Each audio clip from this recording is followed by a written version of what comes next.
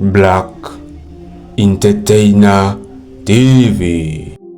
Ibintu bihinduye isura, ibintu bikomeje kuba bibi hariya mu gihugu cy'u Rwanda, neza na neza mu mujyi wa Kigali, aho ndakwibutsa ko u Rwanda rusanzwe ruri mu bihe bibi bitoroshe, aho bari mu gihe cy'icunamo bariko bibuka ababo. Ndakwibutsa neza ati rero ni ku nshuro ya 32 nk'uko nabivuze mu kiganiro nabahaye ejo.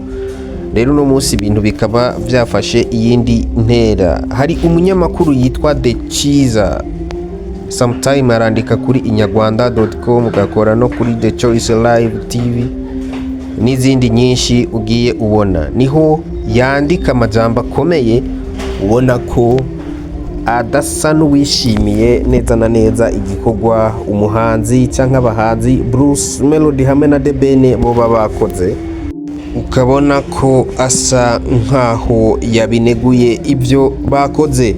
Zitugiye kubana mwa kino kiganiro ni Tracy the Winner, nayo channel yanyu ni Black Entertainer TV.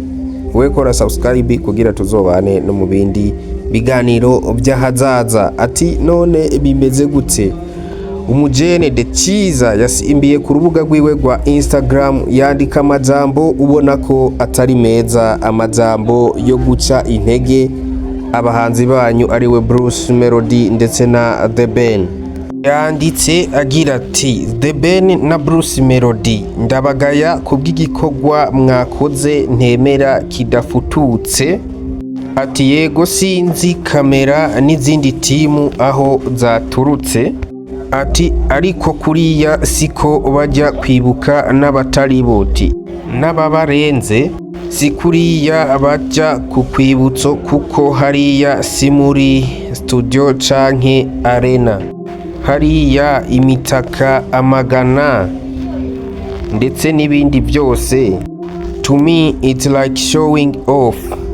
Naho ubona ko benshi bagiye bishimira igikorwa abahanzi babo bakoze, yaba umuririmbyi The Ben canke Bruce Melody, ariko ukabona uno munyamakuru The Chiza yuko ashobora kuba atigeze yishimira namba ibyo bo bakoze. Ndakwibutsa yuko amaze kwishira ko hagiye haboneka commentaire nyinshi zigiye zitandukanye, wenda umwe avuga uko abyumva nuko abibona, ariko ugiye kuraba benshi bagiye babwira ko uno munyamakuru yaba ari njiji ataba azi ibyo akora. Harabagiye bandika bamubaza ati mbese uravye izina bafise, iyo bagenda nta kamera ntaki, wumva baba badufashije iki nk'abahanzi bakuru dufise bafise izina mwa kino gihugu?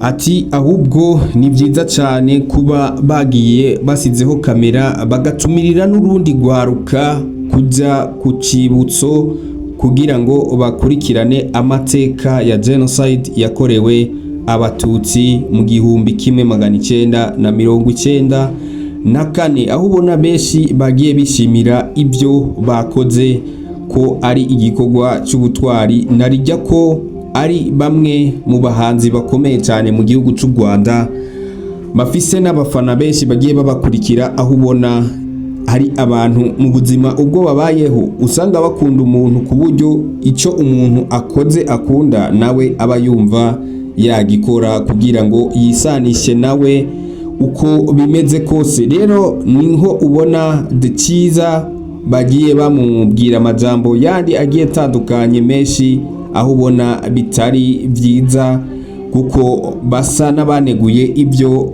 wewe yoba yavuze canke yanditse hariya ku rukuta rwa Instagram. Ukabona ko hari n'ubundi yanditse ati hari ahantu wavuze ati yego sinzi, iti ego koko ibyo vuga byo ntabyuzi kuko ibyo bakoze ntihabura niyo bakora ibindi ko wari kuvuga ko ibyo bakoze n'ubundi wabineguye. Just like rero nta kuntu bo kwigera bakora ibyo wewe ushima, aho ubona ibintu byagiye biba nabi cyane hariya kuri urwo rubuga rw'uwo mujene bita The Chiza, aho ubona na jewe ndi hano nsa n'ubuneguye ibintu yoba yakoze, kuko bariya abagabo bakoze igikorwa gikomeye, kandi kuba n'abantu bategura amastaff ategura biriya bintu kuba yemeye ko kamera zinjira ni ukuvuga ko babonye ko ari igikorwa kizima, kuko hari ibintu bimwe bimwe utegura ati reka njane umukameramani, noneho washikayo bakakubuza ko umukameramani yinjira, noneho barinze bakureka ukinjira bagafata amavideo. Nkwibutsa ko hari timu nyinshi z'abakameramani benshi, ama TV online menshi, ariko zose zari zingiye zirashobora gufata amasanamu uko bitegekanijwe atankomanzi n'imwe. Nkakwibutsa ko kandi umuririmbyi The Ben hamwe na Bruce Melody bagiye bafise ico biyemeje ko bazoza barafasha muri ibyo birori uko umwaka utashe. Amakuru nari nabateguriye no munsi akaba arayo. Je twari kumwe Tachi the Winner nk'ibisanzwe. Channel yanyu ni Black Entertainer. Make sure ko wakoze subscribe kugira ngo tuzokomeze kwibanira ndetse n'ubutaha. Ariko nkakwibutsa kutokwibagira gukanda like hamwe na share. Thank you so much.